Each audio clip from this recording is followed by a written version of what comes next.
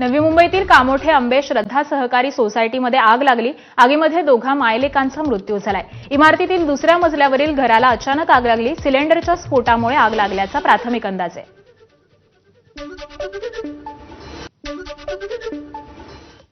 आणि यानंतर आत्ताची एक ब्रेकिंग बातमी पाहूयात। वाशीतील सेक्टर 14 MG कॉम्प्लेक्समध्ये भीषण आग लागलेली आहे आणि या आगीमध्ये 4 जणांचा मृत्यू झालेला आहे। आताची ही घटना आहे।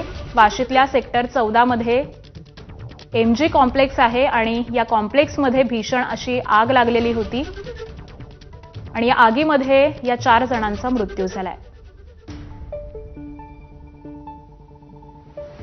विनायक पाटील आपले प्रतिनिधी या संदर्भातली माहिती देत आहेत। विनायक, दिवाळीच्या दिवसांमधली अत्यंत दुर्दैवी अशी ही घटना आहे।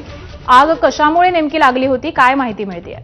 नक्कीच आपण पाहतो की आज लक्ष्मीपूजनाचा दिवस आहे ना। आजच्या दिवशी नवी मुंबईमध्ये वाशी आणि कामोठे ह्या 2 ठिकाणी आहेत ती आगी लागल्याच्या घटना घडलेल्या आहेत। दोन्ही ठिकाणी घरामध्ये आगी लागल्या असल्यामुळे 6 जणांचा आहे तो मृत्यू झालेला आहे।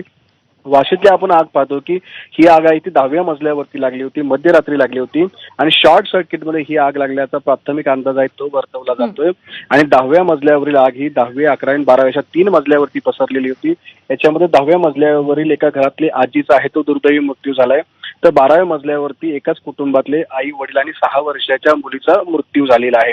दुसरीकडे कामोठेमध्ये जर पाहिलं तर आपण एका आईचा आणि मुलीचा सुद्धा मृत्यू झालाय। त्यामुळे आपण पाहतो की ऐन दिवाळी दिवशी आहे ते 2 वेगवेगळ्या घटनांमध्ये 6 जणांचा आहे तो धक्कादायकरीत्या आगीमध्ये मृत्यू झाल्याचं आपल्याला पाहायला मिळते। त्यामुळे फटाके असतील किंवा सिलेंडर असतील, घरामध्ये जे लाइटिंग आपण लावलेले आहे दिवाळीच्या निमित्ताने त्याची आता खबरदारी घेण्याची वेळ आली आहे की काय, अशा प्रकारचा आता या ठिकाणी प्रश्न उपस्थित होतोय। त्यामुळे अग्निशमन विभागाकडून सुद्धा आता त्या संदर्भातले आहेत ते गाईडलाईन्स सांगितल्या जात आहेत। नक्कीच, धन्यवाद विनायक माहितीसाठी।